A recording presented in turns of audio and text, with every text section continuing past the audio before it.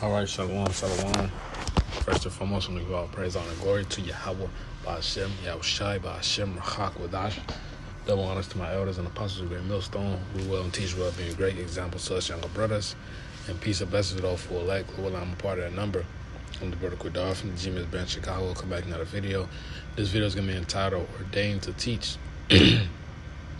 And, on the line last week, I had brought out, as soon as it started, I had brought out, every kingdom, every major kingdom, man, the Lord sent his prophets out, to give that, to warn the people, his people in there, what's about to go down, man, and also to warn the, the people of their judgment.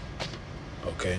So before I get any precept I plan to get, Spirit want me to grab this Jeremiah 28 and 8.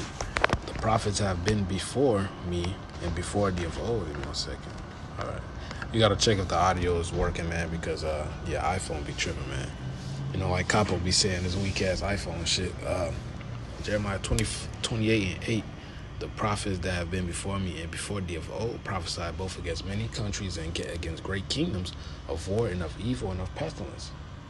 All right. So this ain't the only time we've been here. All right. And in Rome, they've kicked us out, for quote unquote violent street teaching, man. All right. And we in the most powerful kingdom, ever right now, So of course we're here, giving that warning to our people. Okay, let me grab it, Jeremiah 29. And as a matter of fact, I could grab that, but let me just get to Jeremiah 44 and 4. Howbeit I said unto you, all my servants the prophets, rising early and sending them, saying, oh, do not this abominable thing that I hate. So the Lord sent his people here, man. So the Lord sent, put the Spirit on the men, all right, his prophets, to teach, to go out and teach, to give our people that warning, to get the blood off our hands, man. Okay? But hey, if you read verse 5, it said they hearken not. All right, but going back to what I was getting.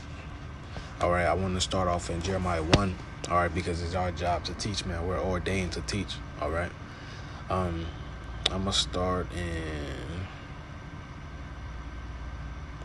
in Jeremiah 1 and 4. Then the word of Yahweh came unto me, saying, before I formed thee in the belly, I knew thee. Okay. And before thou comest forth out of the womb, I sanctified thee, and I ordained thee a prophet unto the nations. All right, so it was already written, it was already meant to be that Jeremiah was going to be a prophet. All right.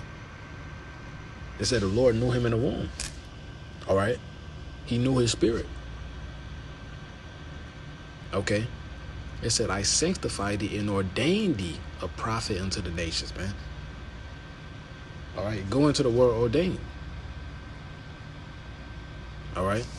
Verse 6, then said I, the Lord, then I said, Lord, Yahweh, behold, I cannot speak, for I'm a child. He was a young man. He was afraid. All right.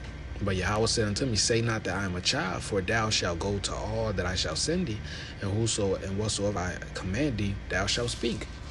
So Jeremiah wasn't the best of speakers. Moses said the same thing, man. But guess what? The Lord said, I'm gonna have Aaron be your I'm gonna have Aaron I'm gonna get I don't know, I'm gonna butcher it, man. What is it?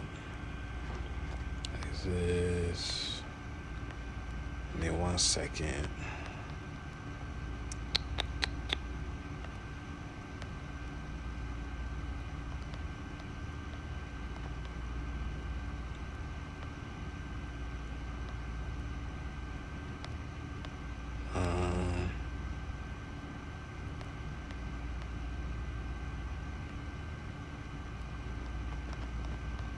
Basically going into how he'll have Aaron speak to him, but I'm trying to find it, Lord willing. Give me 1 second. Aaron, mouth, something like that.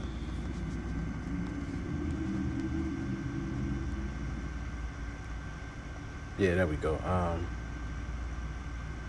There we go. Exodus 4 and 14. That's the spirit, man. And the anger of Yahweh was kindled against Moses, and he said, "Is not Aaron the Levite thy brother? I know that he can speak well." So Aaron was a good speaker. "And also, behold, he cometh forth to meet thee." All right. "And when he seeth thee, he will be glad in his heart. And thou shalt speak unto him, and put words in his mouth, and I will be with thy mouth, and with his mouth, and will teach you what ye shall do. And he shall be thy spokesman unto the people, and he shall be unto to thee instead of a mouth, and thou shalt be to him instead of a God or a power." All right. So they was both afraid. Hey, even Jonah. But guess what? That don't change nothing. You still got to go out and teach, man. The Lord gonna speak through you. The Lord gonna give you that spirit of boldness, man. All right. It's Jonah 1:1. Now the word of Yahweh came unto Jonah the son of Amittai, saying, "Arise, go to Nineveh, that great city, and cry against it, for their wickedness is come up before me." When Jonah rose up to flee unto Tarshish from the presence of Yahweh, and went down to Joppa, and he found a ship going to Tarshish, so he tried to flee from the Lord.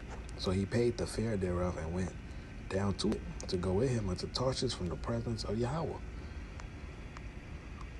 Verse 4, but Yahweh sent a great wind unto the sea, and there was a mighty tempest unto the sea, so that the ship was like to be broken. And then the mariners were afraid, and cried every man unto his God, and cast forth the wares that were in the ship into the sea to lighten it of them. But Jonah was gone down to the side of the ship, and he lay and was fast asleep, or he was sleeping while all this was going on. So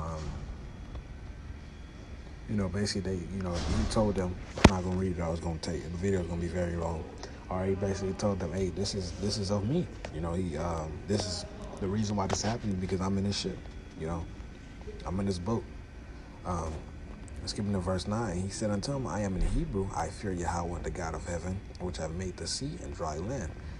Then were the men exceedingly afraid, and said unto him, why hast thou done this? For the men know that he fled from the presence of Yahweh, because he had told them. All right. Verse 12, because they basically asked, what should we do to stop this? And he said forth unto them, take me up and cast me forth into the sea, so shall the sea be calm unto you, for I know that for my sake this great tempest is upon you. So he's basically telling them, hey, y'all got to get me out of here, or y'all got to get me off the boat. All right, verse 15, so they took up Jonah and cast him forth into the sea, and the sea ceased from her raging. All right, so the Lord calmed the sea down. So they took up Jonah. Then the men feared Yahweh exceedingly, and offered a sacrifice unto Yahweh, and made vows. Now Yahweh had prepared a great fish to swallow up Jonah. All right, for all you scoffers, saying that's not possible. All right, but that actually happened recently. All right, I believe like 7 months ago. All right, a big fish actually did swallow up a man. And it threw him right back out. I believe he had like a broken ankle after that or something like that. Or something up with his leg or his knee. But that's actually possible, man. And first and foremost, we don't need that shit to prove it to be possible. Hey, this is by faith anyway. We know this actually happened. We just bringing it out to further validate our point. Because there's always unbelievers, man.